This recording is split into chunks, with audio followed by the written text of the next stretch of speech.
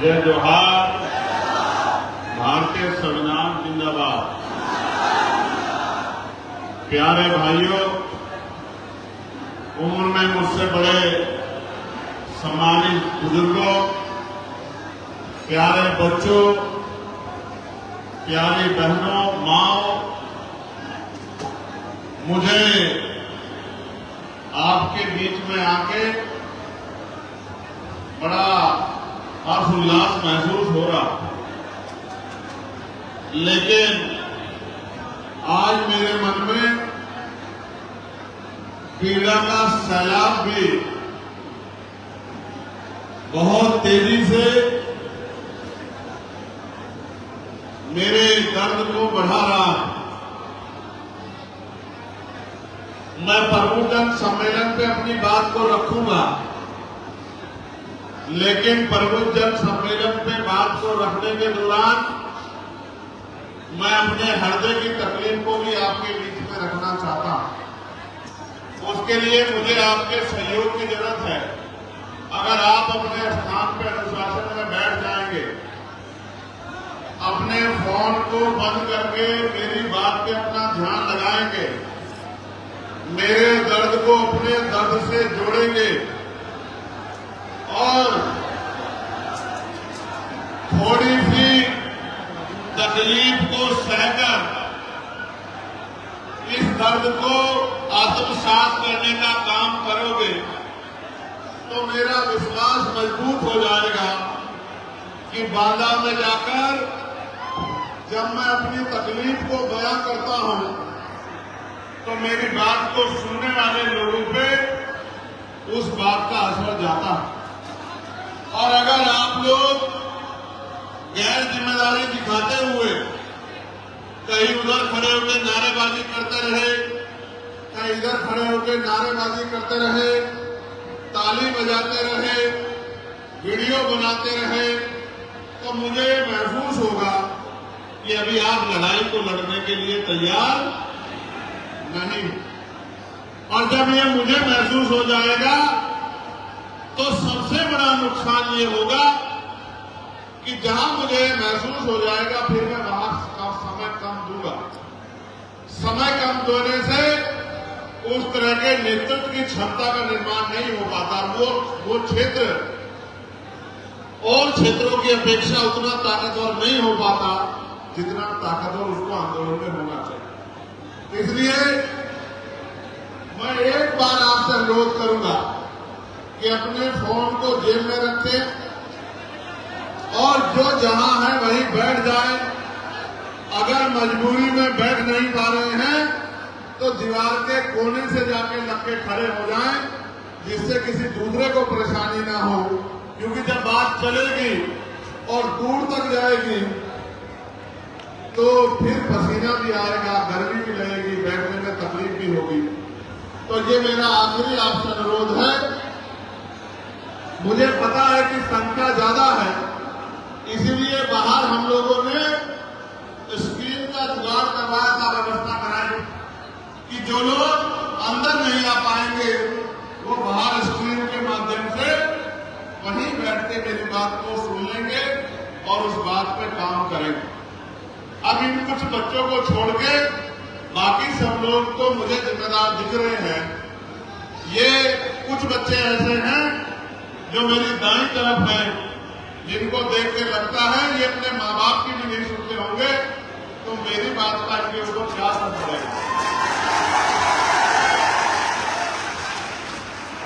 इस तरह के बच्चे वो बच्चे होते हैं जब स्कूल में अध्यापक पढ़ा रहा होता है तो वो आपस में बात कर रहे होते हैं, इधर उधर झांक रहे होते हैं, एक दूसरे को परेशान कर रहे होते हैं। और जब पेपर आता है और वो जवाब देने की बारी आती है, तो क्योंकि उन्होंने समय पे पढ़ा कुछ नहीं होता है, तो मजबूरी में लिख कुछ नहीं पाते, तो उनका रिजल्ट भी क्या आता है, क्या आता है, 0 आता है। तो वो फेल हो जाते हैं और वही बार बार जाके कहते हैं अपने माँ बाप से कि हम तो पेपर बहुत अच्छा करके आए थे, लेकिन मास्टर ने हमें फेल कर दिया। मास्टर कोई किसी को फेल नहीं कर रहा है। बहुत मुश्किल है कि मास्टर फेल कर दे अगर आपके अंदर प्रतिभा हो, आप लोग अपनी कमजोरी की वजह से फेल हो रहे हो। अपनी कमजोरी को अपनी ताकत बनाने का काम करो, अपने अंदर क्षमता पैदा करने का काम करो। बहुत बहुत आभार प्यारे साथियों। और आज मैं पार्टी के सम्मानित नेतृत्व के साथ साथ प्रदेश के नेतृत्व को, मंडल के नेतृत्व को, जिले के नेतृत्व को, विधानसभा के नेतृत्व को और उनके साथ साथ वॉलंटियर भाइयों को भी बहुत बहुत धन्यवाद देता हूं कि उन्होंने बहुत अच्छी व्यवस्था आज इस कार्यक्रम में की। सम्मानित साथियों, मैं अपनी बात को शुरू करने से पहले समय समय पर भारत की धरती में जन्मे सभी संतों, गुरुओं और महान पुरुषों को नमन करता हूं। महामानव तथागत बुद्ध, जिन्होंने पूरी दुनिया को अहिंसा का रास्ता दिखाया, अहिंसा का, सत्य का, प्रेम का, समर्पण का, त्याग का, पूरी दुनिया को मार्गदर्शक करने वाले महामानव तथागत बुद्ध को उनके चरणों में कोटि कोटि नमन करता हूं। उनके बाद अंधविश्वास, पाखंडवाद की लाठी को 600 साल पहले मजबूर करने वाले और अंधविश्वास, पाखंडवाद के सारथियों को अपने ज्ञान के बलबूते मजबूर करने वाले जगत गुरु सदगुरु भगवान रविदास जी महाराज को भी, उनके चरणों में भी कोटि कोटि नमन करता हूं। अंधविश्वास, पाखंडवाद को, अज्ञानता को दूर करने वाले संत कबीर जी के चरणों में भी कोटि कोटि नमन करता हूं। महर्षि वाल्मीकि जी के चरणों में भी कोटि कोटि नमन करता हूं। गुरु नानक देव जी के मानवता के हितैषी और भाईचारा, बंधुत्व का नारा देके लोगों को जागरूक करने वाले, लोगों में विश्वास पैदा करने वाले, लोगों में भाईचारा पैदा करने वाले गुरु नानक देव जी को भी मैं कोटि कोटि प्रणाम करता हूं, उनके चरणों में नमन करता हूं। मैं सम्राट अशोक और सम्राट चंद्रगुप्त मौर्य जी को भी याद करता हूं। मैं चक्रवर्ती सम्राट शिवाजी महाराज को भी याद करता हूं। और मैं तो चक्रवर्ती सम्राट ही कहूंगा, टीपू सुल्तान जी को भी आज इस धरती से नमन करता हूं। प्यारे भाइयों, गुलाम भारत में शिक्षा की जोत जलाने वाले राष्ट्रपिता ज्योतिबा फूले जी के चरणों में नमन करता हूं। मां सावित्रीबाई फूले जी के चरणों में नमन करता हूं। मां फातिमा शेख जी को नमन करता हूं। आरक्षण के जनक छत्रपति साहू जी को नमन करता हूं। अगर छत्रपति साहू जी महाराज नहीं होते तो आरक्षण का फॉर्मूला भारत के अंदर आता ही नहीं।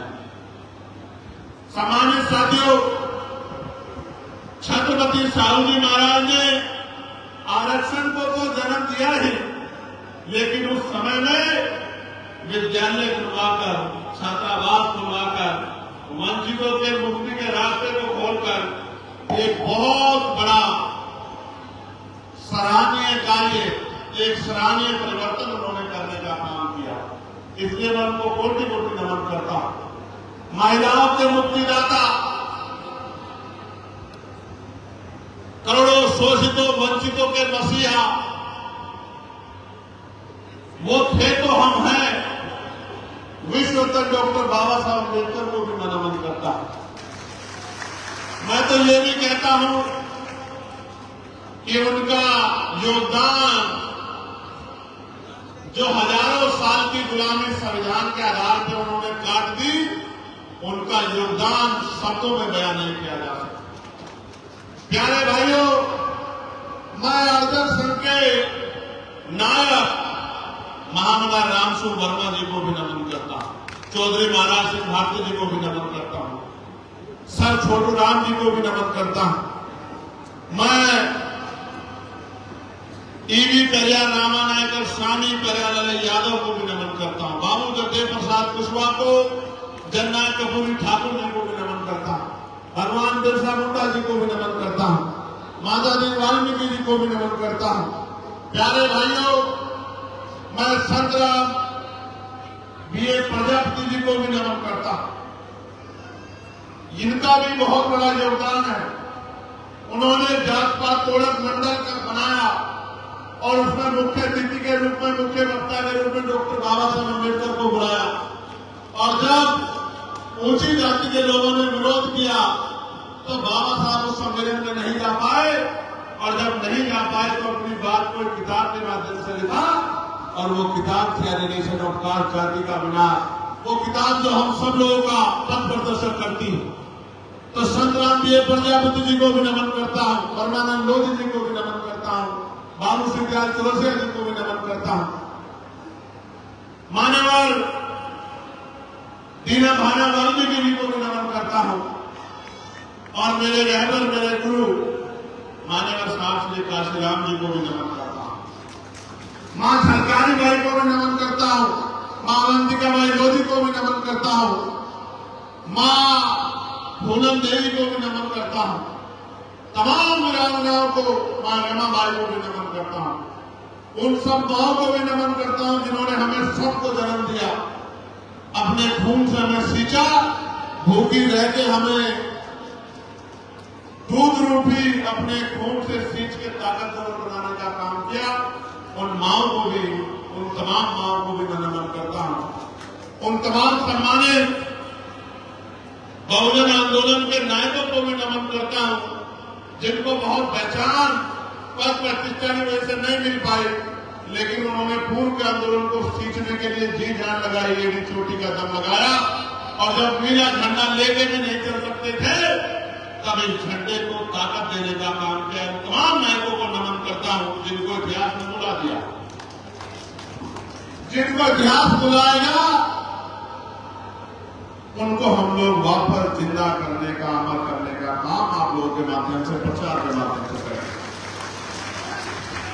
प्यारे भाइयों, जितने महापुरुषों के नाम मैंने लिए, मैंने नाम इसलिए लिए कि आपको समझ आए, क्योंकि भारत जातियों में बटा समूह है, लेकिन अगर जाति के आधार पर भी आप इन महापुरुषों को देखोगे तो इन सब का योगदान आपकी तरक्की में है। अगर आज मां मेंबर ऑफ पार्लियामेंट हो, राजनीतिक दल हम लोग चला रहे हैं, लोगों के न्याय की लड़ाई लड़ रहे हैं, तो इन्हीं महापुरुषों के संघर्ष की वजह से लड़ रहे हैं। इसलिए मैं इशारे के तौर पर आपको बताना चाहता हूं कि जातियों से ऊपर उठ के हमें ये ध्यान रखना है कि हमारा अपना कौन है, हमारा पराया कौन है, किसने हमें आगे बढ़ाने के लिए बलिदान दिया है और किसने हमारी पीठ में छुरा रोकने का काम किया। इस बात का ध्यान भी हमें रखना चाहिए।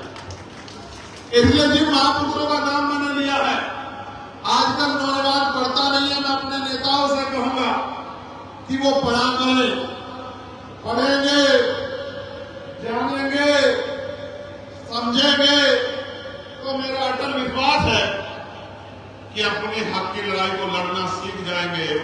क्योंकि जिस लड़ाई को आप लड़ना चाहते हो, अगर आपको ये भी नहीं पता कि वो लड़ाई कैसे लड़नी है, तो लड़ कैसे पाओगे। सम्मानित साथियों, मैं उन तमाम भाइयों का भी धन्यवाद करता हूं, चाहे वो मिशन 78 के हों, अधिवक्ता संघ के हों, भाईचारा कमेटी के हों, भीम आर्मी के भाई हों, भीम आर्मी स्टूडेंट फेडरेशन के साथी हों, आजाद समाज पार्टी के कर्मठ सिपाहियों जिन्होंने अपनी मेहनत के पैसे से इस कार्यक्रम को सफल बनाया। बहुत सारे लोग ये जानना चाहते हैं कि इतने बड़े बड़े कार्यक्रम कैसे हो रहे हैं, इनका पैसा कहां से आ रहा। तो मैं मानता हूं कि जिसको गुलामी की बेड़ियां काटनी है, जिसको अपने ऊपर होने वाले जुर्म जाति अन्याय अत्याचार को खत्म करना है, वो समाज इतिहास गवाह है कि भूखा तो रह सकता है लेकिन अपमानित होकर नहीं रह सकता। ये जो मेरे सामने लोग बैठे हैं, ये अपने एक एक टाइम की रोटी को काटकर इस कार्यक्रम में सहयोग करके इस कार्यक्रम को कराते हैं। मेरे आने जाने के किराए से लेकर, प्यारे भाइयों, मेरे आने जाने के किराए से लेकर मेरे खाने तक की व्यवस्था भी यही समाज के लोग करते हैं। इसलिए मैं इनका ऋणी हूं और जब तक मेरे जीवन में आखिरी सांस रहेगी, लहू का आखिरी कतरा मेरे अंदर रहेगा, मैं पूरी ईमानदारी से, पूरी निष्ठा से एक मिशनरी कार्यकर्ता बनकर इस आंदोलन को सींचने का काम करूंगा, अपना खून का कपड़ा लगाने का काम। सम्मानित साथियों, प्रबुद्ध जन सम्मेलन ही क्यों, मैं बांदा पहले भी आया था जब डॉक्टर अनूप पटेल जी ने कार्यक्रम कराया था। आज सब लोगों ने सहयोग करके भयंकर बारिश में एक तूफान यहां लाने का काम किया।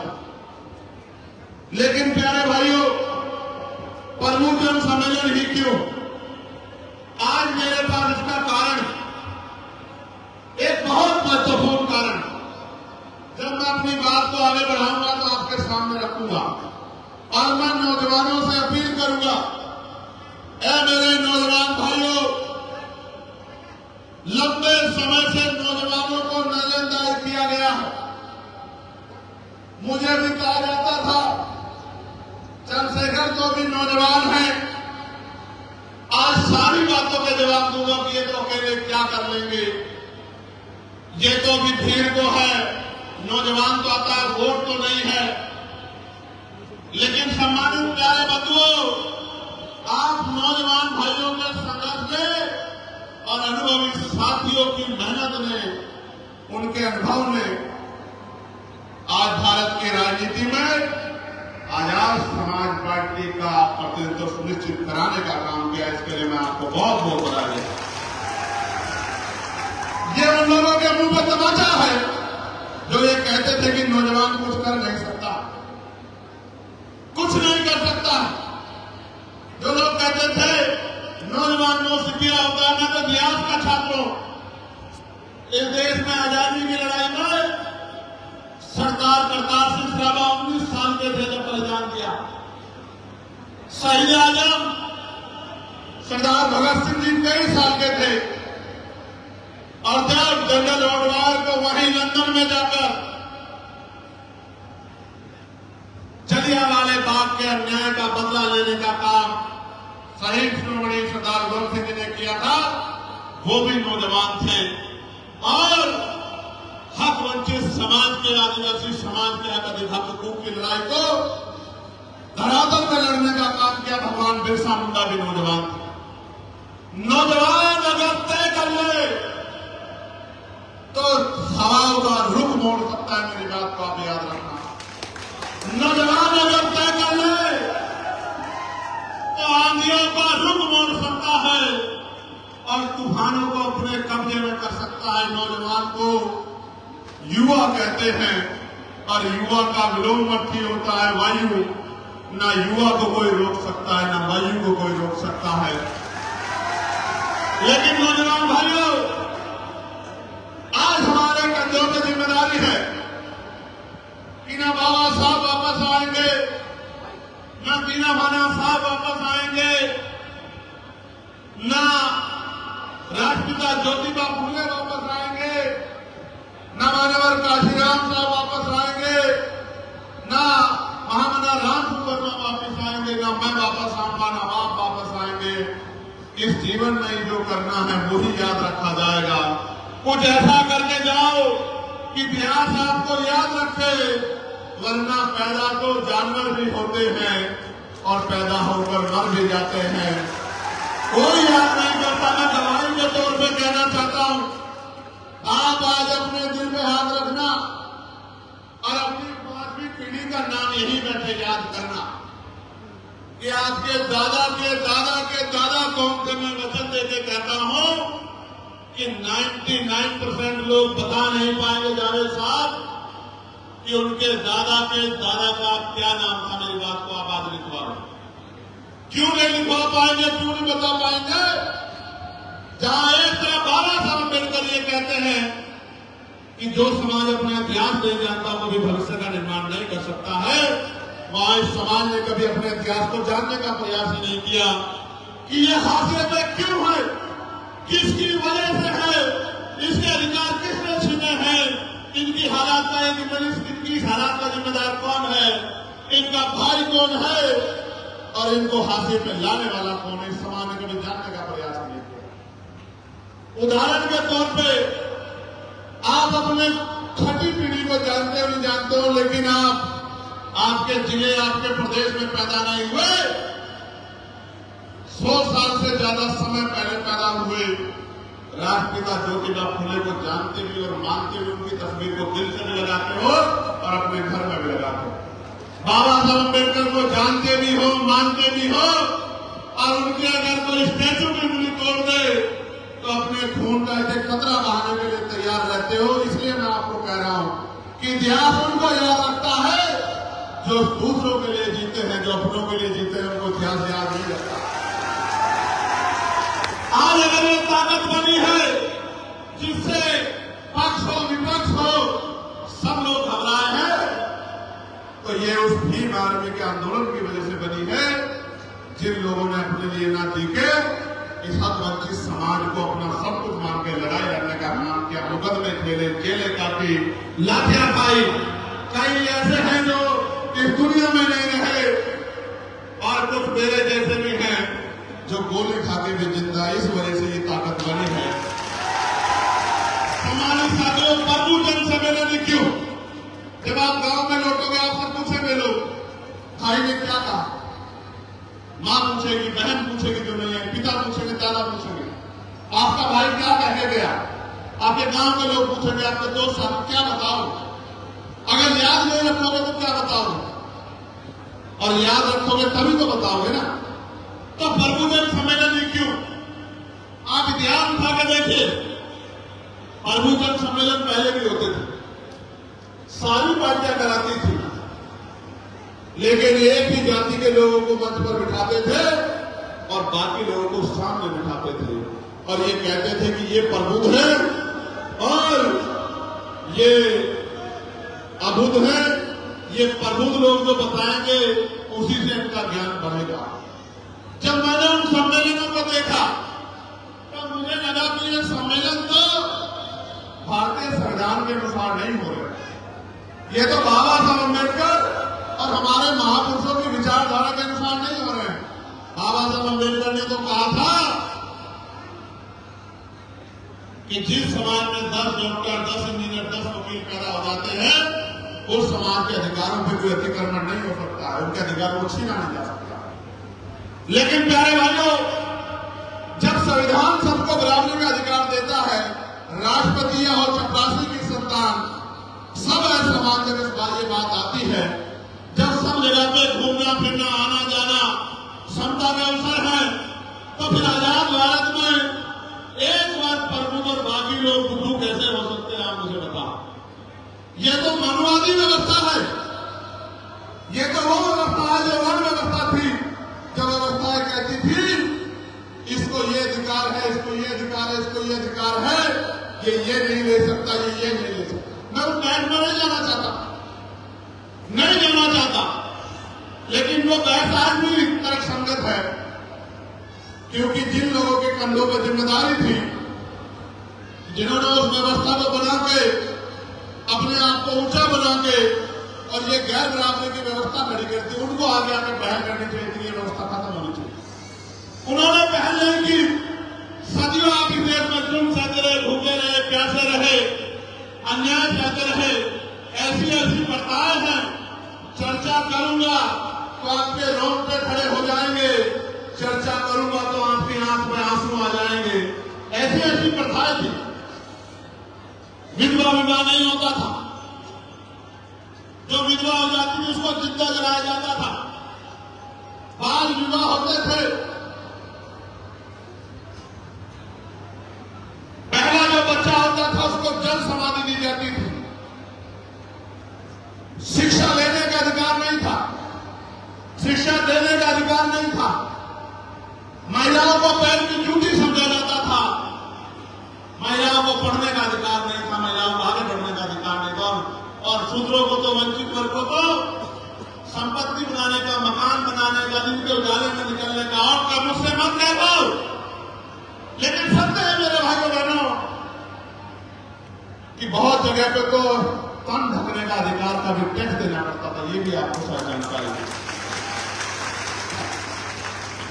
और यही नहीं मेरे भाइयों, संस्कृति का बखान करने वाले 40 लोग नहीं बताते कि गरीब की बेटियों को शादी के बाद सामंतियों के घरों में तो रात गुजारनी पड़ती थी, ये नहीं बताए जाते थे। ऐसी ऐसी कुप्रथाएं थी। आज अगर एक भी कुप्रथा को लागू कराने का काम करता है तो हमारे दिल में आग लग जाती है और हम मुकाबला करने को तैयार हो जाते हैं। ऐसी ऐसी कुप्रथाओं में जकड़े देश को बाबा साहब अम्बेडकर के संविधान में आजादी दिलाने का काम किया और श्रेय बाबा साहब को जाता है, लेकिन संघर्ष शुरू राष्ट्रपिता ज्योतिबा फुले ने कर दिया था, छत्रपति साहू जी महाराज ने कर दिया था, ईवी पहले रामानायकर स्वामी ने कर दिया था। मैं इसलिए आपसे कह रहा हूं, ये जो तस्वीरें हैं, ये नाम है, ये मात्र नाम नहीं है, ये आपका अस्तित्व है, आपकी पहचान है, आपका परिवार है, आपका घर है, आपका इतिहास है। और जो इतिहास से नहीं जुड़ेगा वो नष्ट हो जाएगा। मेरी बात को याद रखो। अपने भाई का हाथ पकड़ो, उसको गले लगाओ, जो अपने से नीचे उसको बराबर में बिठाओ। अपने हिस्से की रोटी अपने भाई को दोगे तब प्यार पैदा होगा। अगर किसी का हाथ छीनने का काम करोगे तो प्यार पैदा नहीं। सम्मानित साथियों, प्रभुजन सम्मेलन का नाम रखा क्योंकि इन कमजोर वर्गों में भी डॉक्टर हैं, इंजीनियर हैं, वकील हैं, चिंतक हैं, पत्रकार हैं, आईएएस है, आईपीएस हैं और प्रोफेसर हैं। तमाम जितने पद हैं, उन पदों को सुशोभित करने वाले लोग हमारे बीच वकील हैं, नेता हैं। तो अपने उन प्रमुख सम्मेलन को इकट्ठा करके उनके सामने सवाल रखते हैं कि आपका आने वाला भविष्य कैसे होगा। जिस तरह से खतरा मंडरा रहा है, मैं आपको चेतावनी देते हुए कहना चाहता हूं कि अगर बिल्ली को देखकर कबूतर रेत में सड़ दे ले, आंखें बंद कर ले तो खतरा कम नहीं जाता। मेरे भाई याद रखना मेरी बात को, खतरा तो बरकरार रहेगा। इसलिए चेतावनी देते हुए कहना चाहता हूं, जाग जाओ, खड़े हो जाओ, लड़ो। नहीं लड़ोगे तो अभी सचेत करूंगा कि क्या क्या जान चला गया और क्या क्या जाने वाला। प्यारे भाई, इसलिए प्रबंधन सम्मेलन नाम रखा और पुराने retired doctor, engineer, IAS, PS, किसी वकील के तमाम लोगों को घर घर तक संदेश पहुंचाया। ग्राम प्रधान को, पूर्व ग्राम प्रधान को, जिला पंचायत सदस्य को, आओ जुड़ो, हम में कोई कमी है बताओ, लेकिन मिलकर आंदोलन को आगे बढ़ाओ। क्योंकि आंदोलन आगे बढ़ेगा तो शक्ति बनेगी और शक्ति बनेगी तो अधिकार मिलेंगे और अधिकार मिलेंगे तो जीवन में बदलाव होगा। इसके अलावा कोई रास्ता नहीं है। और प्रबुद्धन सम्मेलन के जरिए 6 मांगे प्रमुख रूप से रखी और जब सम्मेलन पहला शुरू हुआ सहारनपुर में और आज हम लोग 14वें सम्मेलन में हैं।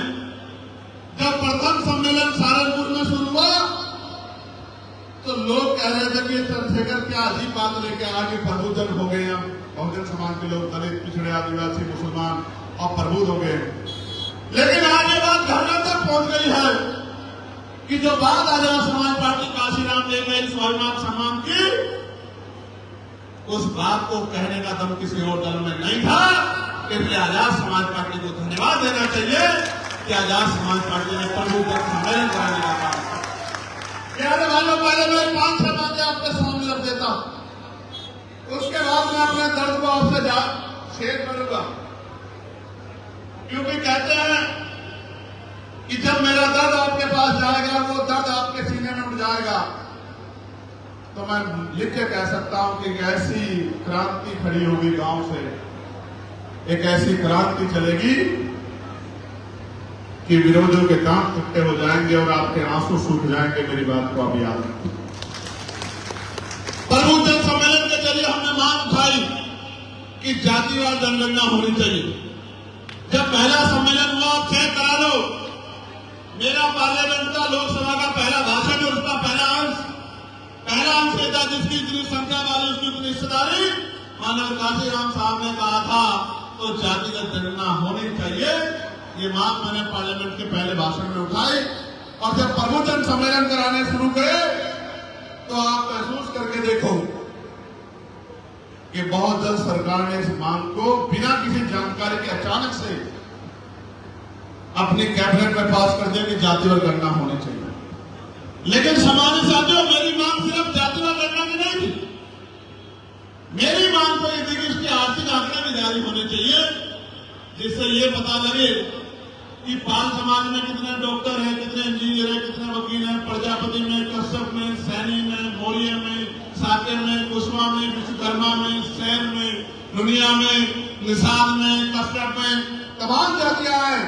चमारों में, बाल्मीकियों में, पारसियों में, धोबियों में, कोरियों में, खटिकों में, तमाम जो शेड्यूल कास्ट, शेड्यूल ट्राइब के जो लोग हैं, उनमें ये पता लगना चाहिए कि भाई सरकारी नौकरी कितनों पे है, प्राइवेट नौकरी कितनों पे है, ट्रैक्टर कितने के पास है, बस कितनों के पास है, 4 पहियों गाड़ी कितनों के पास है, 2 पहियों गाड़ी कितनों के पास है, कितनों के पास साइकिल है, कितनों के पास जमीन है, कितनों के पास मकान है, कितनों के पास उद्योग धंधे हैं, कितनों के पास जो है बड़ी बड़ी कंपनियां, फैक्ट्रियां, कितने के कितने लोग मीडिया में हैं, कितने लोग जुडिशरी में हैं, पता लगना चाहिए।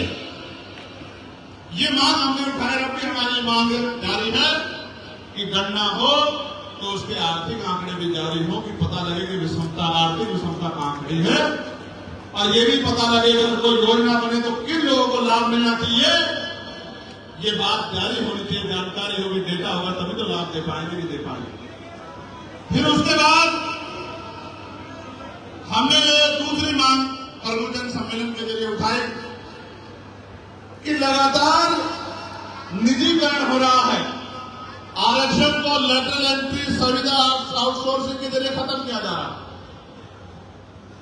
तो आरक्षण के साथ जो लूट मचाई हो रही है, लूट मचाई बंद होनी चाहिए, और संविधान पे जो संभावित खतरे महसूस हो रहे हैं वो खतरे खत्म होने चाहिए।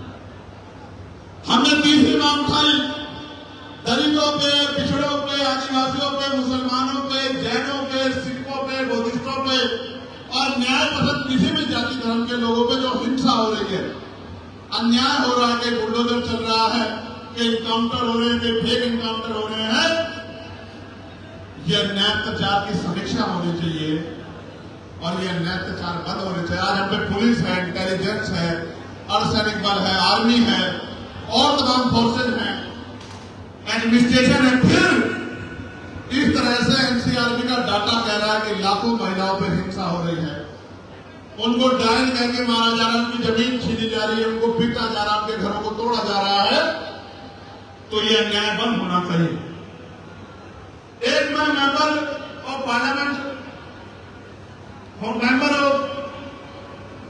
पार्लियामेंट होने के नाते मैं एक बिल लेके आया था प्राइवेट सेक्टर में, पार्लियामेंट के अंदर प्राइवेट मेंबर बिल कि निजी क्षेत्रों में आरक्षण व्यवस्था लागू होनी चाहिए। कई लोगों ने सवाल किया कि भाई साहब ये कैसी मांग है, तो मैंने उनको बताया कि निजी क्षेत्र बनता कैसे। निजी क्षेत्र ऐसे बनता, भाइयों मैं आपको जवाब भी दे रहा हूं, सिर्फ समस्या नहीं है, समाधान है हमारे पास। लोगों के पास समस्या है, हमारे पास समाधान है। तो मैंने कहा कि आप डिबेट करो निजी क्षेत्र बनता कैसे। पहले हजारों बीघे जमीन को कौड़ियों के भाव पे पूंजीपति को दिया जाता है, नहीं दिया जाता है। 100 रुपए लीज पे, 200 रुपए लीज पे, 500 रुपए लीज पे कौड़ियों के भाव महत्वपूर्ण जमीन को दिया जाता है। फिर उनको करोड़ों अरबों रुपए का लोन दिया जाता है सरकारी पैसे से, सरकारी बैंकों से। सरकारी बैंकों में पैसा किसका है? जनता का। जमीन किसकी है? सरकार की। सरकार किसकी वजह से है? जनता की वजह से। फिर उनको टैक्स में छूट दी जाती है। अगर वो घाटे में चले जाए तो बहुत सारी सब्सिडी दी जाती है, फिर उसके बाद उनके टैक्स लोन माफ किए जाते हैं। तमाम तरह की सुविधा दी जाती है। ये सारा ही साधन संसाधन जनता का है। तो जब जनता के पैसे से सब कुछ बन रहा है तो फिर जनता की भागीदारी उस प्राइवेट सेक्टर में क्यों नहीं होनी चाहिए? मैंने कहा कि 98% संगठित या संगठित प्राइवेट सेक्टर में SC ST OBC के बच्चों को आरक्षण का लाभ मिलना चाहिए। क्या ये बात मैंने गलत उठाई? जोर से बताओ, गलत उठाई या सही? प्यारे भाइयों, मंडल कमीशन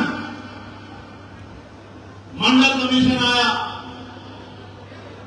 मंडल कमीशन का विरोध किसने किया ये पढ़ना चाहिए पिछड़े वर्ग के भाइयों को, और साथ किसने दिया ये भी जानना चाहिए। लेकिन जब मंडल कमीशन आया तो उसकी 2 सिफारिशें लागू हुई, अभी 38 सिफारिशें जुड़ी हुई। और मंडल कमीशन को रोकने के लिए उसके पहले तो तमाम जो कमीशन बने, उन कमीशन की रिपोर्टों को भी डस्टबिन में डाल के रखने का काम किया गया। और ये जो आज की सरकार है, ये सरकार 2014 में इसी नारे के साथ आई थी कि हम मंडल कमीशन की बाकी सिफारिशों को लागू करेंगे, लेकिन उसके बाद भूल गई। अगर पिछड़ा वर्ग आयोग बनाया तो 69,000 शिक्षक भर्ती में पिछड़े वर्ग आयोग की रिपोर्ट को नहीं माना, उनकी रिपोर्ट को कूड़े में फेंक दिया।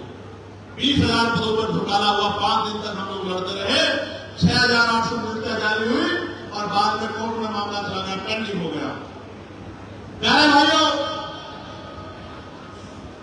तो हमारी मांग यह थी कि मंडल कमीशन की बाकी सिफारिशें लागू होनी चाहिए, जिससे पिछड़े वर्ग के लोगों में क्रांतिकारी बदलाव और उन्नति होगी। आप लोग सहमत हो नहीं हो? सहमत बताओ। बहुत अच्छी बात। एक आखिरी हमारी डिमांड ये थी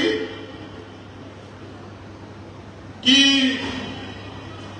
चुनाव बैलेट पेपर से होने चाहिए, ना कि ईवीएम से। पहले दिन से हमारी डिमांड प्रबुद्धन सम्मेलन में ये थी। आप ये बताओ, जो लोग चाहते हैं कि बैलेट पेपर में चुनाव हो वो हाथ खड़ा कर ले, और जो चाहते हैं ईवीएम से चुनाव हो वो हाथ नीचे कर ले।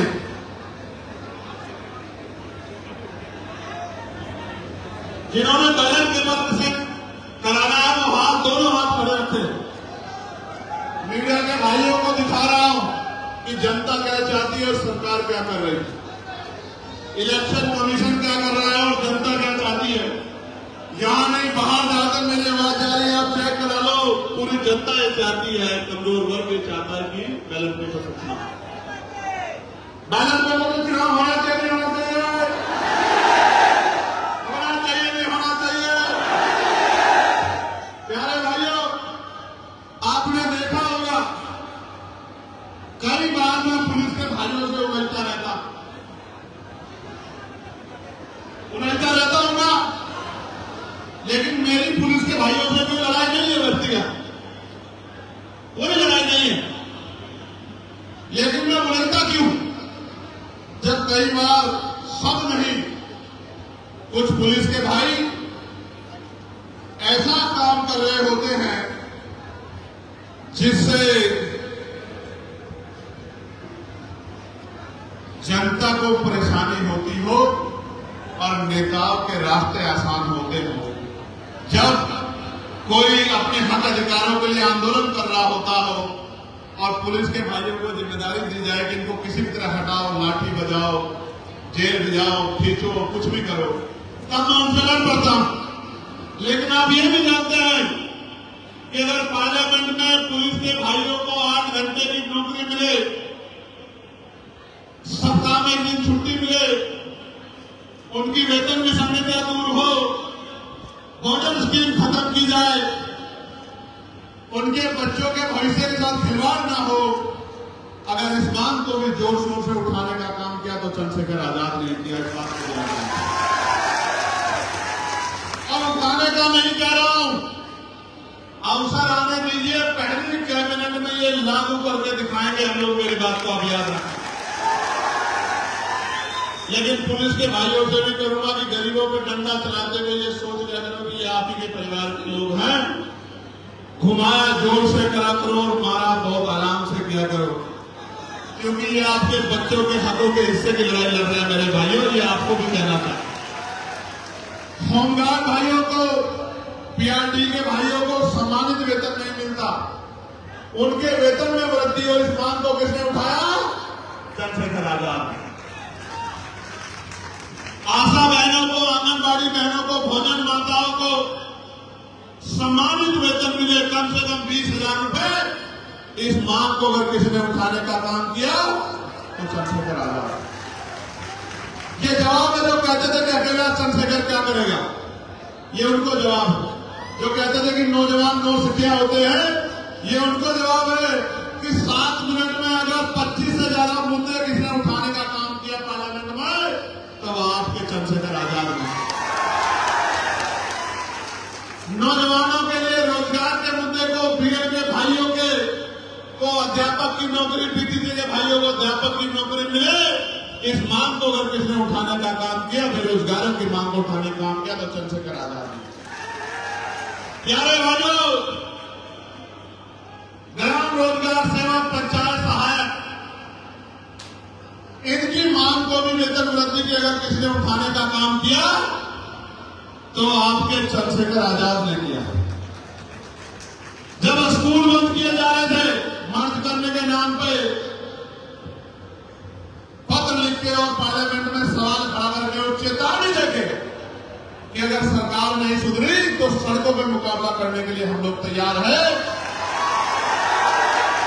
उस मर्ज के काम को बंद कराने का काम अगर किसी ने किया तो आपके भाई चंद्रशेखर आजाद ने किया, आपकी ताकत से किया। और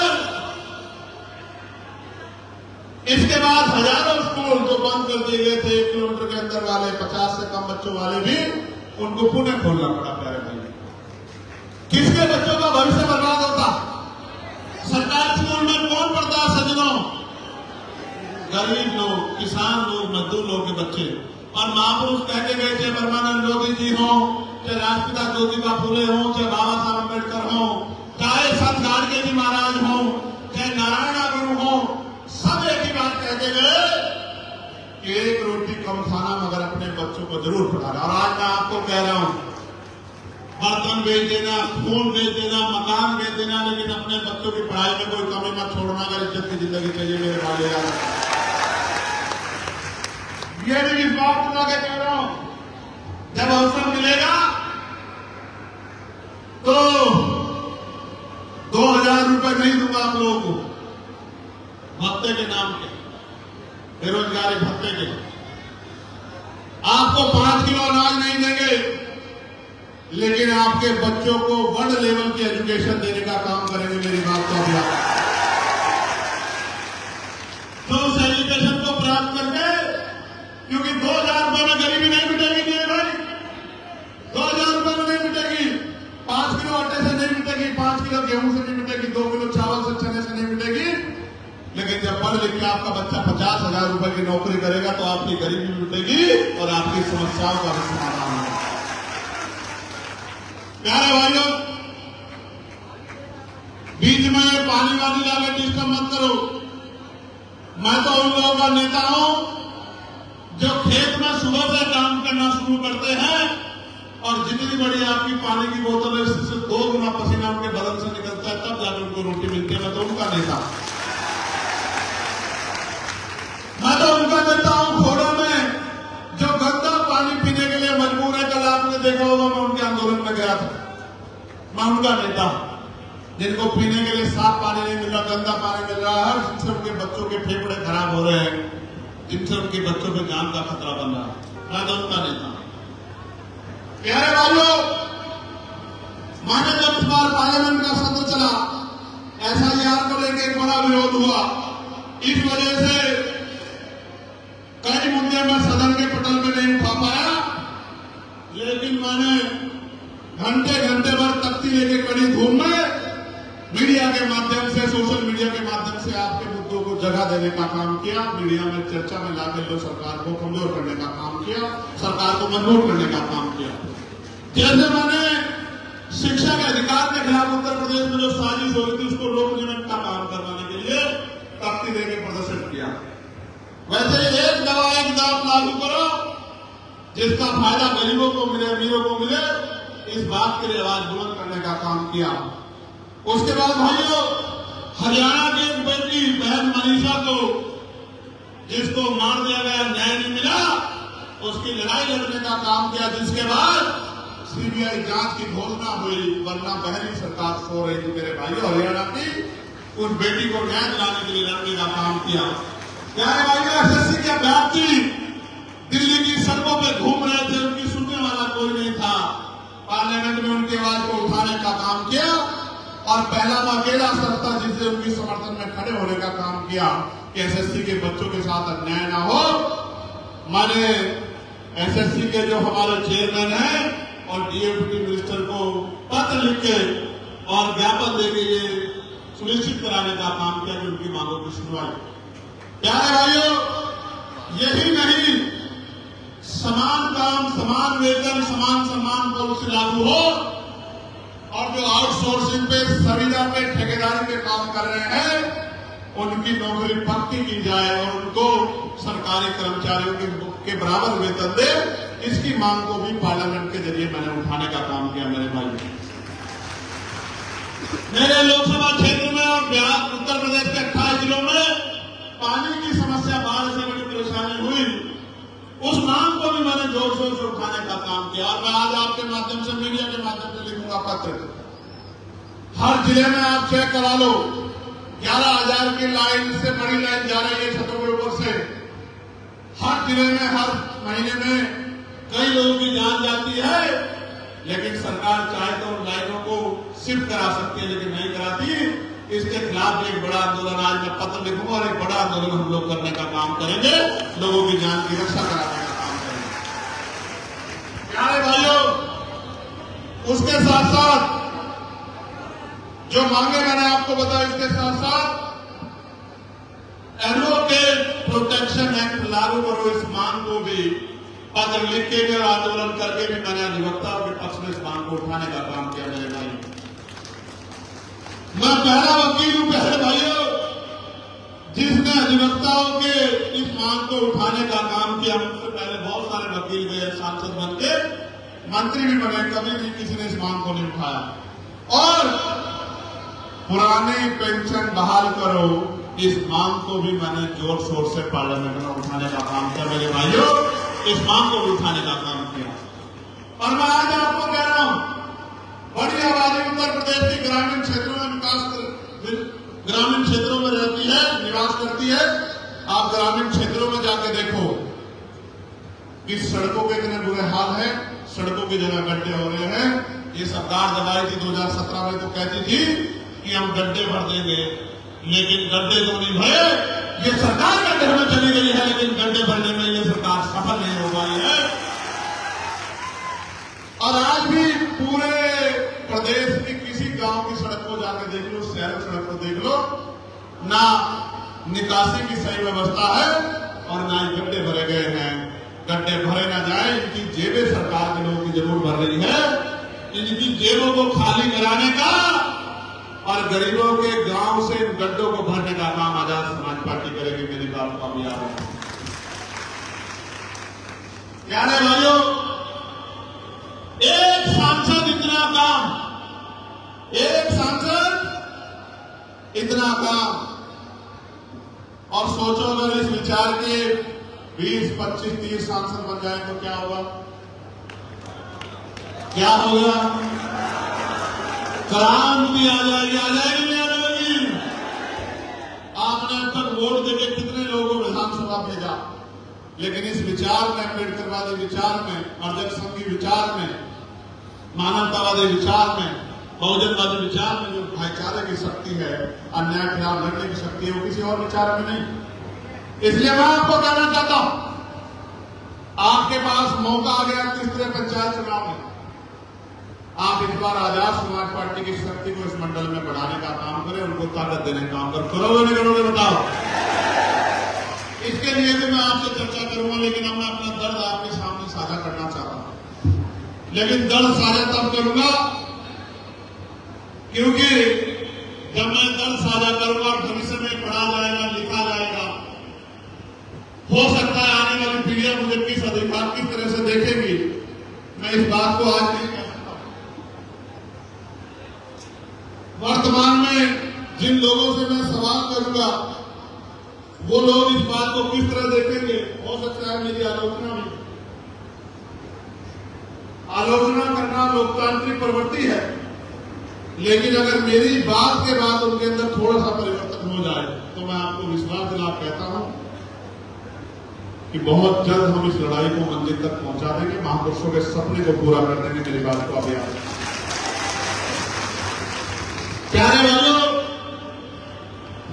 किसी भी समाज की नींव होती है उस समाज का पढ़ा लिखा सक्षम समाज, जो दफ्तर में बैठता है, जिसके घर में एक महीने का राशन होता है, जिसको अपने बच्चों की फीस के लिए सोचना नहीं पड़ता, कपड़ों के लिए सोचना नहीं पड़ता, जिसके पास 4 पहियों की गाड़ी है, सुख सुविधाएं हैं, वही समाज किसी भी आंदोलन का, समाज का नेतृत्व करता है। और आज मैं संभावित खतरे बता रहा हूं। सुप्रीम कोर्ट में अभी एक पिटीशन दाखिल हुई कि SC ST में भी क्रीमी लेयर होना चाहिए। बहुत गंभीर बात है मेरे भाइयों, सुनना। ये सच है